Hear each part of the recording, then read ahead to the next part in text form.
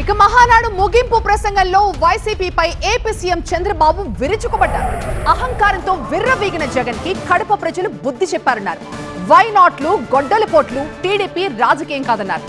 ఏడాదిలో అనేక సంక్షేమ పథకాలు అమలు చేశామని చెప్పారు సీఎం చంద్రబాబు. అందరూ అనుకున్నారు కడపలో మహానాడు అని. నాకు నమ్మకం ఉంది. కడప తెలుగుదేశం పార్టీ అడ్డా అది నిరూపించడానికే ఇక్కడ పెట్టాం.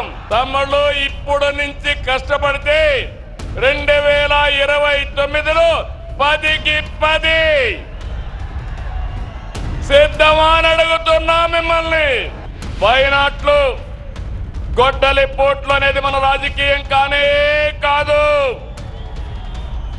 ప్రజలిచ్చిన అధికారాన్ని బాధ్యతలా భావించి ప్రతి క్షణం కష్టపడి పనిచేయడం మన విధానం. ఏడాదిగా అదే చేస్తున్నాం.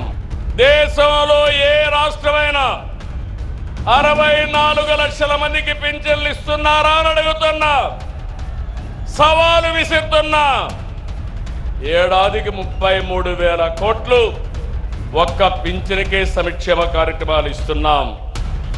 ఇది ఒక్క మన ప్రభుత్వానికే సాధ్యమైంది. మనం వస్తానే ల్యాండ్ టైటిలింగ్ రద్దు చేసింది తెలుగుదేశం ప్రభుత్వం అని మీ అందరికీ హామీ ఇస్తున్నాను. అదే మనం రాకపోయి ఉంటే మీ భూములన్నీ గోవిందా గోవిందా, ఆ భూములన్నీ వాళ్ళ అకౌంట్లోకి పోయేటివి. ఎక్కడ చూసినా జే బ్రాండ్తో మద్యం వ్యాపారం, నాసి రకం మద్యం. దీనివల్ల మీ లివర్ పోయింది, హార్ట్ దెబ్బతినింది, కిడ్నీ పోయింది, చాలా మంది చనిపోయే పరిస్థితికి వచ్చారు. ఇంకో పక్కన డ్రగ్స్ వచ్చాయి, గంజాయి వచ్చింది, యువత నిర్వీర్యం అయిపోయింది. ఈ రోజు నేను హామీ ఇస్తున్నా, ఇక్కడుండేది సిబిఎన్, ఇక్కడుండేది ఎన్డీఏ ప్రభుత్వం. ఎవరైనా సరే డ్రగ్ అమ్మితే, గంజాయి అమ్మితే అదే చివరి రోజని హెచ్చరిస్తున్నాను. కేంద్ర సహాయంతో రాష్ట్రాన్ని అభివృద్ధి చేసుకుంటున్నాం. పోలవరం ప్రాజెక్టు 2027 డిసెంబర్ లోపల పోలవరాన్ని పూర్తి చేసి జాతికి అంకితం చేసే బాధ్యత నాది, మాది అని మరొక్కసారి